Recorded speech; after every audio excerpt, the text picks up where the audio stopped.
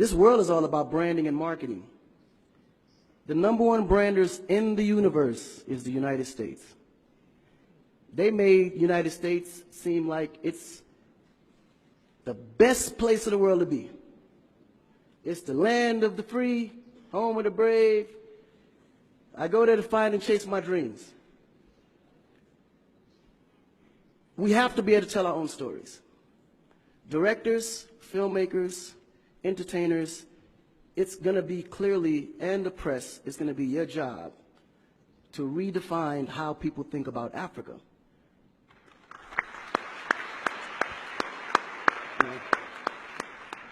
Because you're here, you see what's going on. You clearly can see in a vivid picture the good, the bad, and the ugly. What you choose to put out there is what the world is going to get. Because I can tell you right now, in Chicago alone, there's more people dying in Chicago than there was in the war in Iraq. But you would never see that. There's a lot of things that's happening in the U.S. that you would never see because they choose to show you what they want you to see for... Yeah. It's about country integrity. You have a certain reputation you have to keep. No one puts their family business out into the street.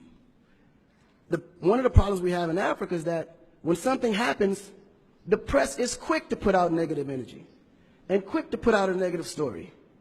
And then that story goes on to internet and other broadcasting systems take it and they post it.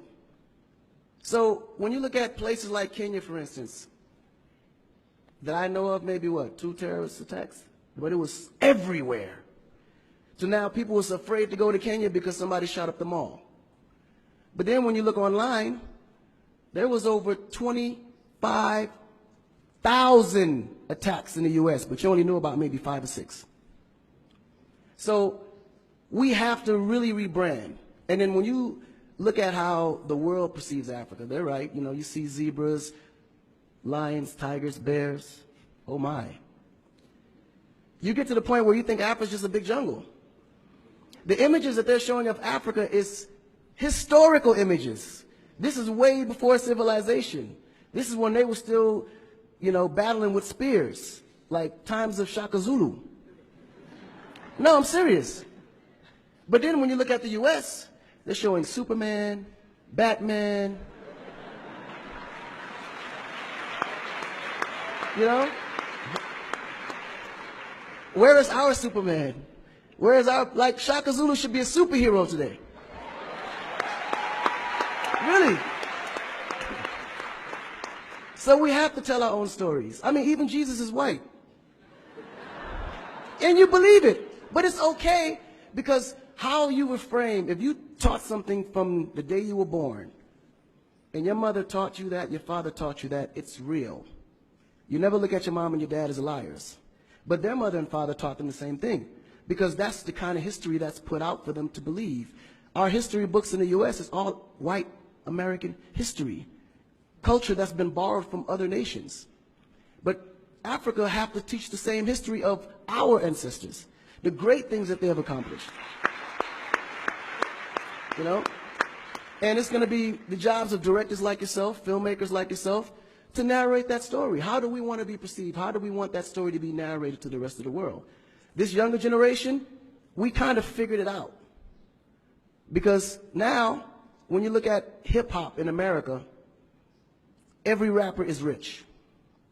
Gold chains, Bentleys, nice girls by the pool with bathing suits in this big mansion. And then, when the video's over, they get on their phone and call an Uber. They don't even come in the Bentley that you just saw in the TV. But you go to Nigeria, we got Wizkid, Davido, P-Square, all these guys driving a Bentley, Mercedes.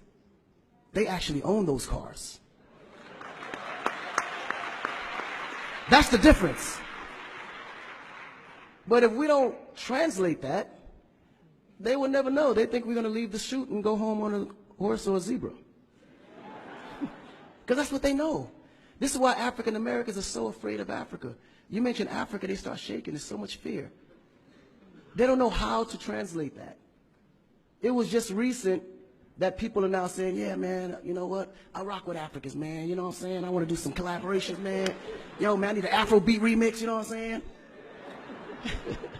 But before, they're like, man, I don't know that dude. I'm not putting him on my record. So the younger generation is slowly understanding how you have to rebrand the culture, because the culture has adapted. They've actually took everything that we've created and made it look better. They made a superstar look like a superstar. When I look on TV and I see our biggest entertainers, they don't look like stars.